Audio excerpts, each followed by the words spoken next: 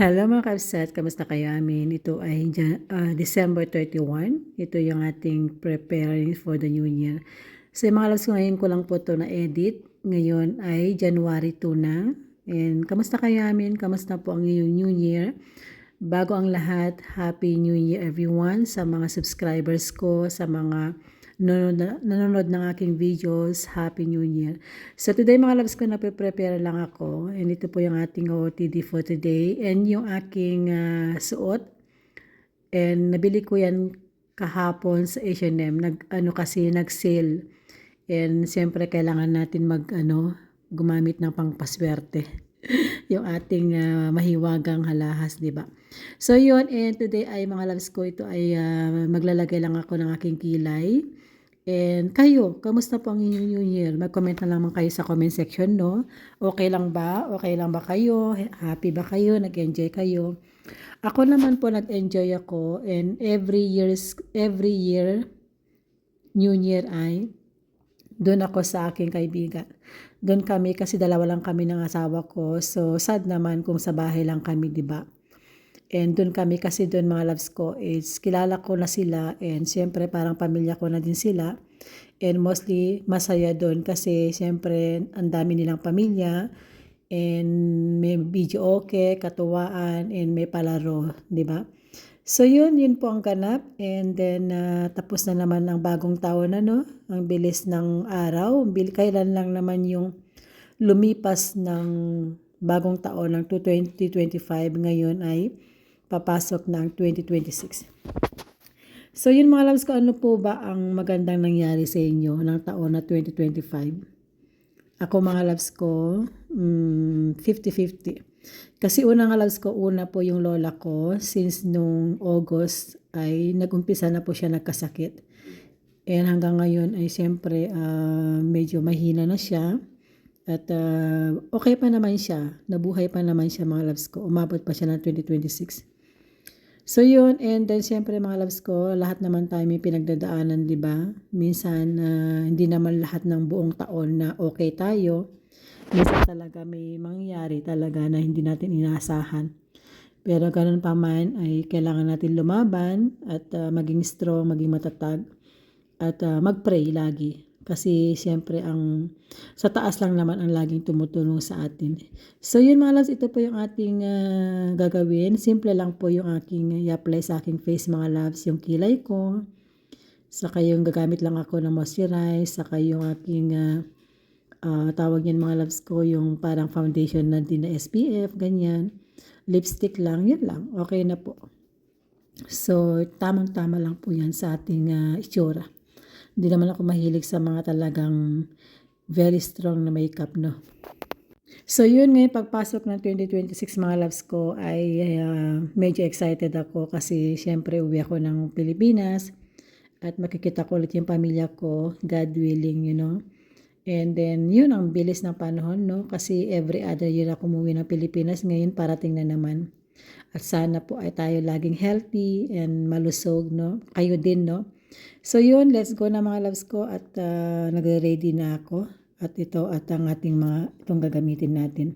And nagkulay pala ako ng buhok. Yan, okay ba? Kasi yung kalahati ng gitna ng aking buhok ay maitim na. So ang kulay ng buhok ko is 8.0. So yun, and let's go. Magre-ready na tayo. So inisip ko ngayon kung ano ang aking gagamitin na bag. Ito na lang siguro, no? Pero malaki. Hindi na yan.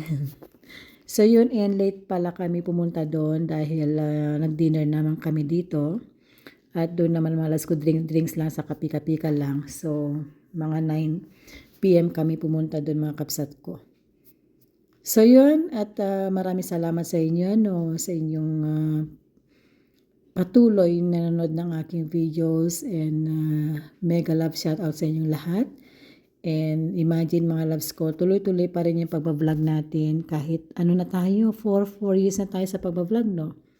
So kumikita naman tayo pero naiipon lang mga loves ko kasi kailangan natin ipunin yung $100, so like 70 euro.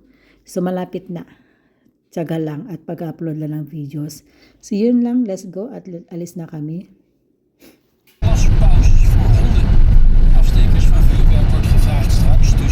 half 11 en 11 uur even geen vuurwerk af te steken voor wat ze noemen de stressvrije plaspauze voor honden.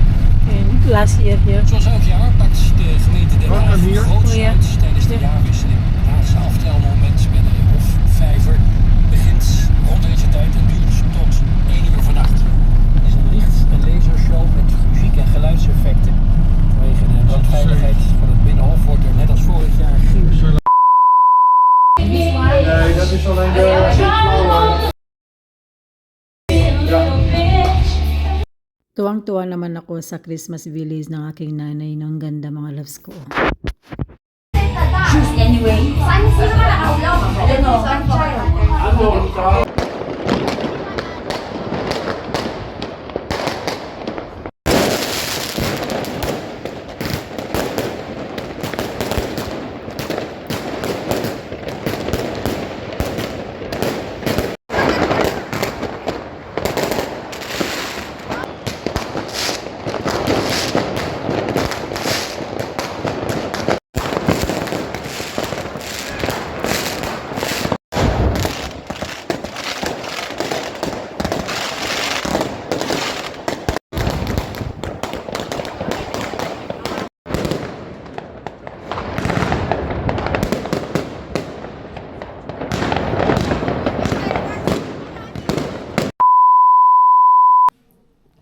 Hello mga loves. So, karating namin sa bahay. Time check is 2 a.m. na. So, nag-enjoy naman kami ng aming New Year. So, at least na tapos na, 'di ba? So, Happy New Year to everyone. Welcome 2026. And salamat sa 2025. So, yun. And then, karating lang namin sa bahay. And meron lang nangyari dito banda sa amin. But anyway, bukas ko na lang kwento. Magpapalit na ako mga loves ko. Dahil pagod na pagod ako. Super lamig kanina. Nasa labas kami. And medyo na-dipsy tayo kasi minom kami ng champagne saka wine. Halo-halo na. Anyway, see you tomorrow. Salamat. Happy New Year ulit. Thank you. The next day. Hello, the next day na tayo. Kamusta kayo? Time check nito is 11 na. Late na kami nagising kasi alas 4 na kami natulog mga loves dahil nga sa New Year. So yun, nagluto pala ako ng pansit mga loves saka biko. Suman. So yun po yung aking lunch. So nagluto ako ng suman. Tama ba? Suman saka pansit. So masarap naman yun mga loves ko. At ito yung ating lunch. And yun, at grabe no, ang saya po ng New Year. Thank you Lord kasi natapos na naman ng taon. Panibagong taon na naman mga loves ko, ano kaya mangyari sa atin ngayong 2026 no? 4 lang po ang lagi kong pinagpe-pray. Una po, sana laging healthy yung mga pamilya ko sa Pilipinas. Pangalawa po ay ito po at sana po ay healthy din ang pamilya ko dito. Yung asawa ko at yung mga in-laws ko. And pangatlo ay sana ako ay laging may trabaho.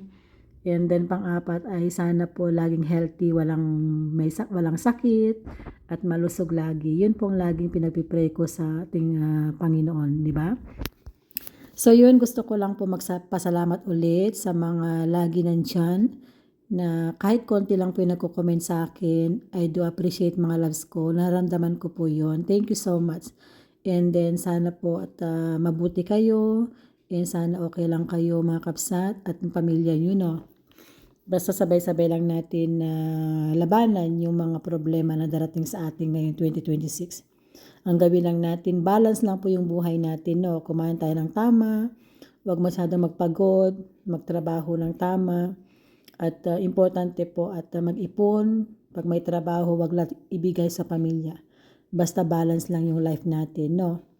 So, yun mga loves ko, and nagyaman na kada kayo amin ulit. At hindi po ako magsasawa na magpasalamat sa inyo.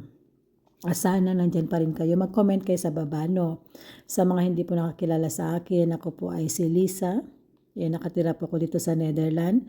4 na taon na po ako nagva-vlog and ito po yung gusto ko. Kahit walang masyadong views and importante ay happy ako sa aking ginagawa.